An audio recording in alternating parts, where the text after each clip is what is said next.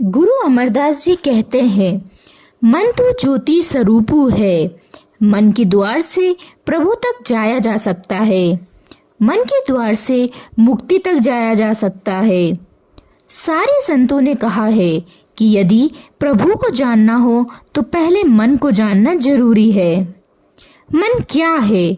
मन के बारे में हमने सुना बहुत है, लेकिन मन क्या है यह बहुत थोड़े लोग जानते हैं। मनोवैज्ञानिक कहते हैं कि मन के दो भाग हैं, सचेतन मन और अवचेतन मन। सचेतन मन में विचार चलते हैं, अवचेतन मन भाव का है, संकल्पना का है। अवचेतन सचेतन मन का रिमोट कंट्रोल भी है। अब आओ तुम्हें बताते हैं कि अपने सचेतन मन को कंट्रोल कैसे करोगे। अपने अनुसार मन को नचा सकते हो, इसलिए इस विज्ञान का नाम है हिप्नोथेरेपी, सम्मोहन चिकित्सा। जैसे ओशोधारा के सम्मोहन प्रज्ञा कार्यक्रम में तुम्हें अवचेतन मन से परिचित कराया जाता है, अवचेतन की गहराइयों में ले जाया जाता है, जहां जाकर तुम अपने मन को कंट्रोल कर सकते हो। यह जो अवचेतन है यह तुम्हारी ही अपनी गहराई है। तुम अपने भीतर बहुत गहराई में जा सकते हो। वहां जाकर जैसा भाव करते हो बस वैसे ही तुम बन जाते हो। अगर तुम परेशान हो तो इसलिए कि तुमने परेशानी को निमंत्रण किया है। अगर तुम दुखी हो तो तुमने जाने अनजाने दुख को निमंत्रित किया है। कैसे? तुम मोटे हो, तुम पतले होना चाहते हो। अब तुम क्या कहते हो? मेरा मोटापा घट जाए, बस यही तो कहोगे। तुम्हारा अवचेतन मन घट जाए नहीं सुनता, मोटापा सुनता है और मोटापा और बढ़ा देता है।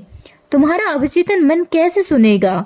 तुम कहते हो मेरा शराब पीना छूट जाए, तुम्हारा अवचेतन मन छूट जाए नहीं सुनता, शराब सुनता है। तुम और दारू पीने लगते हो। तुम कहते हो मैं बस आज से ड्रग्स नहीं लूंगा, सिगरेट नहीं पीऊंगा। अवचेतन मन नहीं शब्द नहीं सुनता, वह सुनता है सिगरेट पीऊंगा। और फिर जितना तुम छोड़ना चाहते हो उतना और पीना शुरू कर दोगे। तुम क्या कहते हो? यह बिजनेस मैं कर रहा हूँ, यह व्यापार मैं कर रहा हूँ और इस बिजनेस में कहीं घाटा ना लग जाए। अवचेतन मन सुनता है घाटा लग जाए और फिर बंटाढार हो जाता है तुम्हारा। फिर तुम कहते हो कि घाटा कैसे लगा? तुम खुद ही भूल गए हो कि तुमने ही अपने अवचेतन मन को कहा था कि घाटा लग जाए। जो भी तुम अपने अवचेतन मन में डालते हो तुम्हारा अवचेतन बस वही सुनता है और वैसा कर देता है। इसी तरह तुमको कुछ पॉजिटिविटी अवचेतन में डालो तो विकास के मार्ग पर चल देते हो। एक उदाहरण दूं तो तुम समझोगे। एक अमेरिकी महिला है, उम्र मुश्किल से 35 से 40 वर्ष होगी। उसका नाम रोंडा बायरन है। उसने एक किताब लिखी है, द सीक्रेट। इस पर उसने एक फिल्म भी बनाई है। उसने एक दिन सोचा कि मैं एक ऐसी फिल्म बनाऊं जिसे देखने के लिए सारी दुनिया पागल हो जाए और मैं उससे अरबों रुपए कमाऊं। उसने अपनी माँ को बताया कि माँ, मैं ऐसी फिल्म बनाने जा रही हूँ जिसे लाखों लोग देखेंगे और जिसको देखकर लाखों लोगों की जिंदगी सुधर जाएगी और मैं अरबों डॉलर उससे कमाऊंगी। उसकी माँ ने कहा, बेटा ख्याली प्लान तो बहुत अच्छा है। उसने कहा कि माँ, यह काम मैं तुम्हें करके दिखाऊंगी। उसने अपने 2-4 साथियों से इस बात का जिक्र किया। साथियों ने कहा कि तुम्हें इस लाइन का कुछ अनुभव है, कैसे फिल्म बनती है? बोली, वो तो नहीं है, हो जाएगी।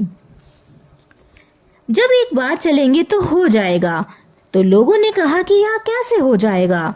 उसने कहा कि चलो एक प्रयोग करते हैं, होगा तो ठीक, नहीं होगा तो कोई बात नहीं। लोग राजी हो गए। उसके साथ 5 साल की 5 की संख्या 10 हो गई, 10 की संख्या 20 हो गई और इन 20 लोगों ने सोचा कि एक ऐसी फिल्म बनाएंगे कि जीवन का रहस्य क्या है, यह मन कहाँ से कंट्रोल होता है, कहाँ से प्रकृति सुनती है, कहाँ से परमात्मा सुनता है। बस हम लोग उस अवचेतन में जाकर भाव करेंगे। और एक सपना देखेंगे कि हम अरबपति हो गए हैं। वे 20 मित्र 5 बार 2 मिनट के लिए बैठते थे। यह केवल उन 20 लोगों की बात नहीं है। उसके बाद लाखों लोगों ने यह प्रयोग किया और लाखों लोगों की जिंदगी उस दिशा में बह गई, उस दिशा में बढ़ गई। जो जैसा होना चाहता थे वैसे हो गए। जो अरबपति होना चाहते थे वो अरबपति हो गए। जो खरबपति होना चाहते थे खरबपति हो गए। जो ध्यान में उत्सुक थे वे ध्यान में चले गए। जो जिसमें उत्सुक था वो उसी में सफलता की सीढ़ियां चढ़ता चला गया। क्या करना था? 5 बार वो लोग बैठते थे और संकल्पना करते थे कि हमारी फिल्म बन गई, खूब चल रही है अमेरिका में, अरबों डॉलर उससे आ रहे हैं। और उन लोगों ने वह फिल्म बनाई द सीक्रेट। ठीक वैसा ही हुआ जैसे उन्होंने संकल्पना किया था। लाखों लोग देखकर उससे लाभान्वित हुए और आज भी द सीक्रेट फिल्म की डीवीडी देखकर लाखों लोग उससे लाभान्वित हो रहे हैं। क्या हुआ? ऐसा कैसे हो गया? और फिर उसने जो किताब लिखी तुम उसे जरूर पढ़ना। द सीक्रेट किताब नाम है, ज्यादा मोटी नहीं है, 200 पृष्ठों की किताब है, सब जगह मिलती है। हुआ क्या? जैसा उन्होंने अपने अवचेतन की प्रोग्रामिंग में किया वैसा हो गया। आज से 2000 साल पहले महर्षि पतंजलि एक अद्भुत बात कह गए थे। जैसा तुम भाव करते हो प्रकृति वैसा ही आयोजन करती है और उसी दिशा में तुम्हारा पुरुषार्थ होता चला जाता है। जैसी मति वैसी गति। अगर आज तुम दुखी हो, अगर आज तुम असफल हो तो इसका बहुत बड़ा कारण है कि तुम अपने भीतर कहीं ना कहीं असफलता का भाव रखते हो। अगर आज तुम सफल हो तो इसका बहुत बड़ा कारण है कि तुम अपनी सफलता के बारे में आश्वस्त हो।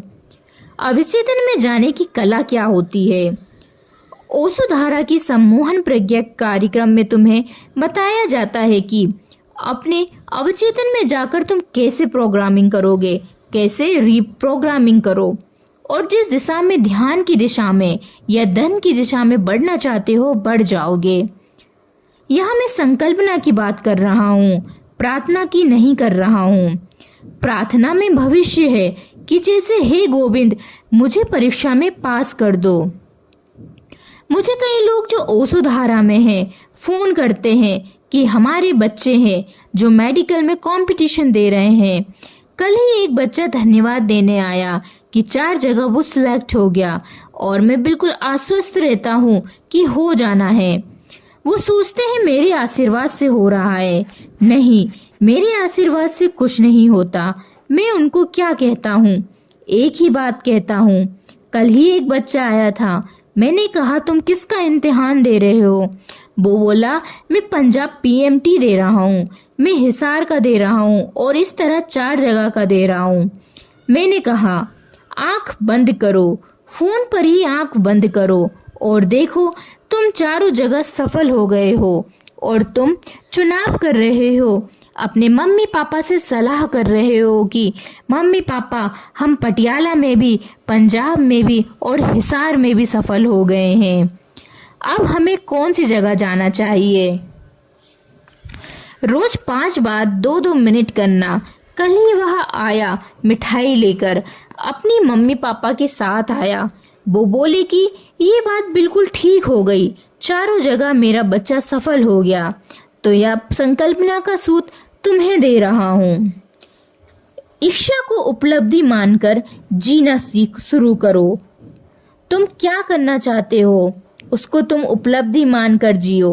होना चाहने की बात नहीं है, कुछ मांगने की बात नहीं है। तुम यहाँ देखो कि मैं हो गया हूँ। तुम अच्छा संगीतकार होना चाहते हो, तुम संकल्पना करो कि मैं अच्छा संगीतकार हो गया हूँ। पूरे देश में सब जगह मेरे संगीत की धूम मची हुई है। हो जाओगे। यह संकल्पना है जो मन को कंट्रोल करती है। सफल व्यापारी होना चाहते हो, तुम बिजनेस करने चलते हो पर मन तो डामाडोल है कि पूंजी लगा रहे हो और पता नहीं कि घाटा लगेगा कि लाभ होगा। कहीं घाटा तो नहीं होगा, बस घाटा लग जाता है।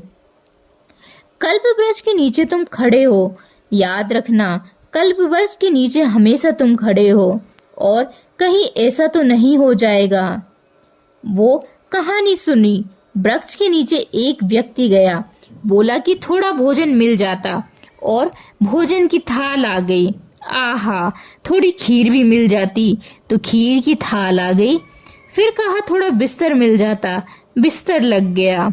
उसने कहा कि बढ़िया जगह पहुंच गया हूँ, जरा परियां डांस करती तो स्वर्ग का मजा आ जाता। परियां उतर गईं, डांस करने लगी। फिर घबराया और सोचा कि कहीं ऐसा तो नहीं कि भूत प्रेत हैं। बस भूत प्रेत आ गए। बस ऐसी ही जिंदगी है। तुम हर कल्प वृक्ष के नीचे खड़े हो, जैसा चाहो वैसा तुम बन सकते हो। यह है तुम्हारे अवचेतन मन की संकल्पना की शक्ति। जहाँ चाहा वहाँ रहा।